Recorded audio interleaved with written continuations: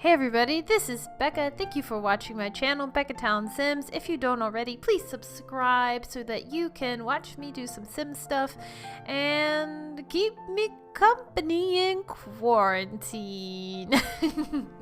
Alright, so today I want to show you guys this speed build that I did for the house from Bridgerton. This is a no CC build. I'm going to talk about it a little bit. I'm also going to spill some tea on my Bridgerton opinions.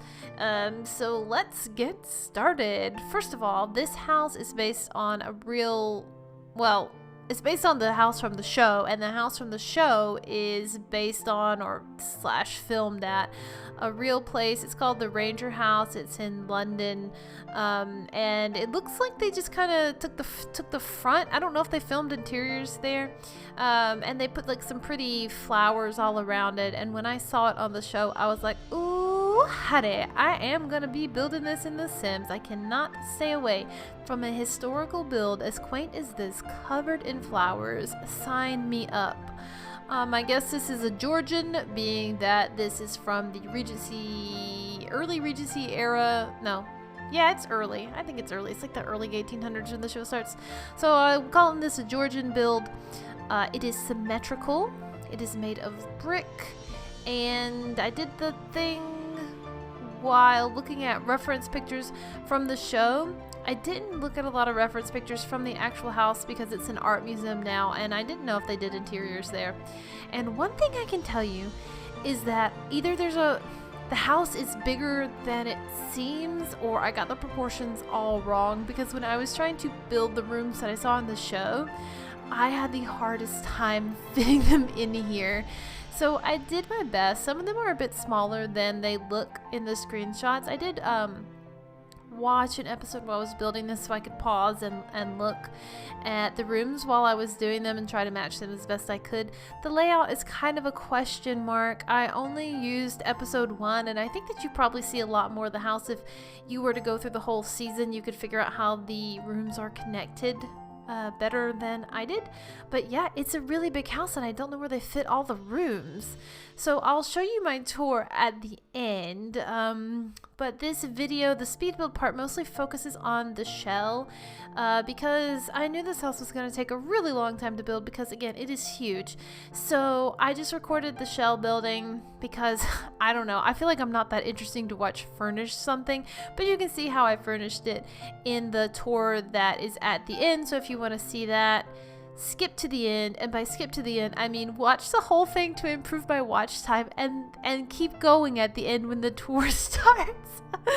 Something else is that I started building on this lot. It's in Willow Creek, and I think I went too small, so I moved it. By the final build, I moved it somewhere else to give myself a little bit more space.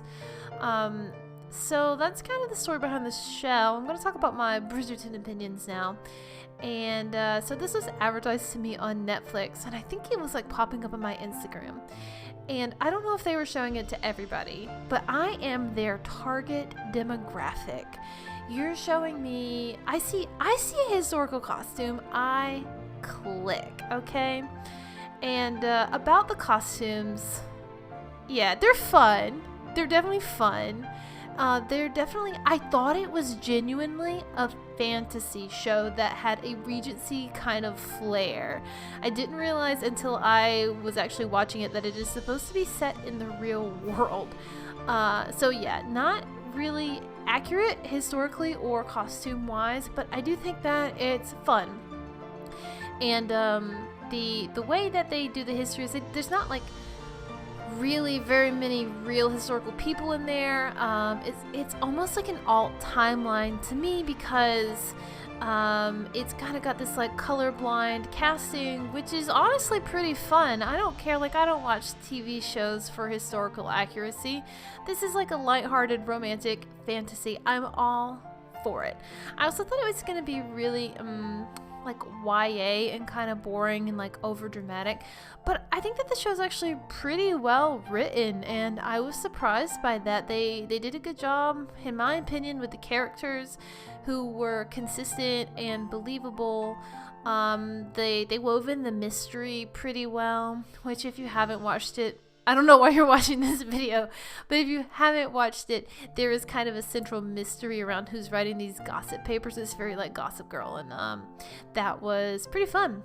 So I would recommend watching it if you are like me and you like historical shows and you're just like down for a fun time. It's based on some books that I've never read.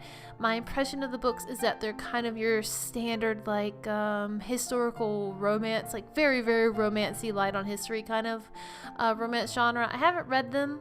Don't know if the books are as fun as the show. I might give them a try. If you've read them, let me know what you thought, because I do love to read, so I might do those next. But I was like, maybe reading them the same time I'm watching the show is too much Bridgerton. So yeah, let me know if you've seen it, and if you've seen the show, let me know if you've read them, and if you've seen the show, tell me what you think about it. I guess that's all I have to say about this. I'm gonna launch a cinematic tour. Please forgive my camera. My cinematic camera has been really troublesome lately. It's been really jumpy, and I had a hard time getting like my transition points to work. I don't know if it's because of the paranormal pack updates, but something's going on with that, so please forgive that. In my cinematic tour, I smoothed it out the best I could, and thanks for watching. Please subscribe, leave a comment, and I hope to see you soon. Stay tuned for the tour.